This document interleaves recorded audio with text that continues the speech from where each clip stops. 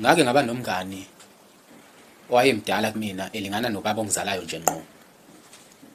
Kodwa umngani wami abantu bengibuza ukuthi ngiyumngani kanjani nomuntu omdala kanje.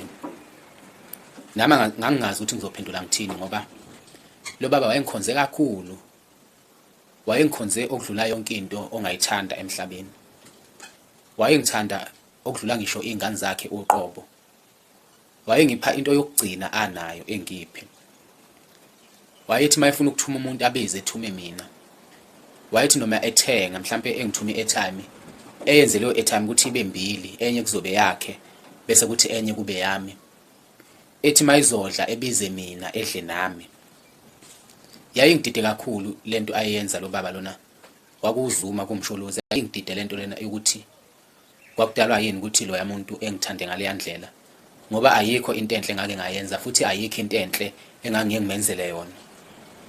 Kodwa ngendlela ayengithanda ngayo mina ngathola esedlulile emhlabeni ukuthi kanti izingane ubenazo. Ngangazi nakwazi ukuthi izingane wayenazo kodwa nje wayeumuntu wayehlalela yedwa.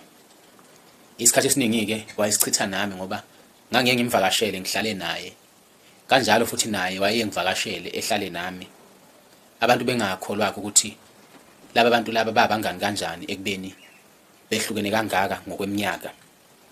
Kodwa lo muntu wayengitshele izinto ezijulile ngempilo. Engikhombisa izinto ezijulile. Ngelinye ilanga wake wangithatha kusebusuku nje kunenyanga.